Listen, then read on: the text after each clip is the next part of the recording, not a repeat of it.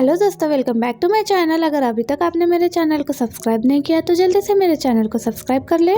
शीचिंग का ex husband उससे बात करने लगता है तो शिंगरो उसे कहती है, जितनी मैंने इन्वेस्टिगेशन की है तो मुझे ये पता लगा है कि तुम जहाँ पर काम करते हो वहाँ पर वॉल्यूएशन अलाउड नहीं है, तुम किसी से मारपीट कर सकते हो। अगर मैं ये बात वहाँ पर बता देती हूँ तो तुम सोच ही सकते हो कि तुम्हारा जॉब का क्या होगा। तुम्हारी जॉब 3 सालों से तुम्हारे पास है, अगर एक ही टाइम में चली जाएगी तो तुम क्या करोगे।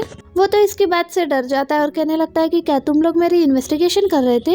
वो कहती है कि हाँ, इन्वेस्टिगेशन तो करना ही था, तुम्हें सबक जो सिखाना था। उसकी इस बात पर वो कहने लगता है कि तुम लोगों के पास कोई सबूत नहीं है कि मैं इसे मारता था। अब ये फौरन से मोबाइल से अपने रिपोर्ट्स दिखाने लगती है कि मैंने अपने रिपोर्ट्स बनवा ली है। जब तुम मुझे मारते थे मैं चेक करवाने के लिए जाती थी और मुझे बताया गया है कि तुम मुझे बहुत बुरी तरह से मारते थे और यहाँ तक कि तुम मुझे जान से भी मार सकते थे, जितना बुरा तुमने मुझे मारा था। और इससे साफ साफ ये केस बनता है और मैं खुद तुम पर सू करूंगी। अब उसे एक आखिरी लास्ट ऑप्शन दिया जाता है, तुम इसकी लाइफ से हमेशा के लिए दूर हो जाओ या फिर हम तुम पर सू करेंगे। तो वो पहले वाली बात से मान जाता है कि मैं तुम लोगों की लाइफ से दूर हो जाऊंगा और कभी भी वापस नहीं आऊंगा। अब उसे जाने की परमिशन दे दी जाती है और वो वहाँ से भाग कर जाता है और वापस मुड़कर भी नहीं देखता। और 6 के 6 फ्रेंड्स उसे जाते हुए देख रहे होते हैं। अब सुचांग जो अपना टैटू देख रहा होता है जो उसने फेक ही बनवाया था और कहने लगता है कि कुछ देर और बात हो जाती तो मुझे याद आ जाता कि उसे टैटू भी दिखाना था। सैंग कह रही होती है कि बिल्कुल बच्चे वाली हरकतें हैं, इस तरह कहकर उसे जलील कर रही होती है। अब हेसियोंग से पूछा जा रहा होता है कि तुम यहाँ पर क्यों हो, तो वो कहने लगता है कि मैं यहाँ सुचिंग की हेल्प करने के लिए आया था, सोचा इसकी हेल्प कर दूं। ये कहते हुए वो सीचिंग से नजरें चुरा रहा होता है और सीचिंग भी उसे ही देख रही होती है। अब हेसियोंग के बारे में ये बात की जा रही होती है कि इसके लिए कोई राइट लड़की ढूंढना होगा, क्या यहाँ पर कोई ऐसी लड़की है जो इसके लिए राइट हो। अब ये बात सुनकर ये दोनों दोस्तें तो शीचिंग की तरफ ही देखने लग जाती है। तो शुचान ये देखकर पूछने लगता है कि तुम दोनों शीचिंग की तरफ ही क्यों देख रही हो। और शैंग तो उसे चुप करवाने लग जाती है। इसी में वो उसके हाथ पर बने हुए टैटू को देख लेता है और कहने लगता है कि क्या अब ये बच्चों वाली हरकतें नहीं है, मैं करवाऊँ तो बच्चों वाली हरकतें हैं। अब इसी बात की वजह से वो उसे मारने के लिए उसके पीछे चली जाती है। अब वो दोनों तो वहाँ से चले गए थे, पीछे ये चारों ही थे। शीचिंग कहती है कि मुझे उन दोनों की फिक्र हो रही है, कहीं वो दोनों एक दूसरे को ज्यादा ही ना मार ले, भी उनके पीछे जाना चाहिए। तो वो कहती है कि हाँ, हमें जाना चाहिए। अब ये चारों भी पीछे से उनके लिए जाने लगते हैं। अब शीचिंग को दिखाया जाता है जो अपने ऑफिस में अपना काम कर रही होती है। उसे हेसियोंग का मैसेज आता है कि मैं तुमसे मिलना चाहता हूँ। और फिर हमें 2013 का सीन दिखाया जाता है जहाँ पर शिंगरू चुपचाप से बैठी हुई होती है। उनकी क्लास का रिजल्ट आया था, सभी बच्चे रिजल्ट देख रहे होते हैं, जहाँ पर सभी को पता लगता है कि शिंगरू के ही तो 359 ही मार्क्स आए थे, जबकि वो हमेशा से ही टॉप करती थी। उन्हें ये हो रहा होता है कि इसके इतने कम मार्क कैसे आए। लड़का कह रहा होता है कि हर बार टॉप करने वाला हमेशा थोड़ी टॉप करेगा। ये भी कह रहा होता है कि इसके तो शिंगयान से भी कम मार्क्स है। शीचिंग कहती है कि कभी कभी ऐसा हो जाता है, लोगों को इस तरह उसके बारे में नहीं बोलना चाहिए। अब ये सारी बातें सुनकर शिंगयान को भी गुस्सा आ रहा होता है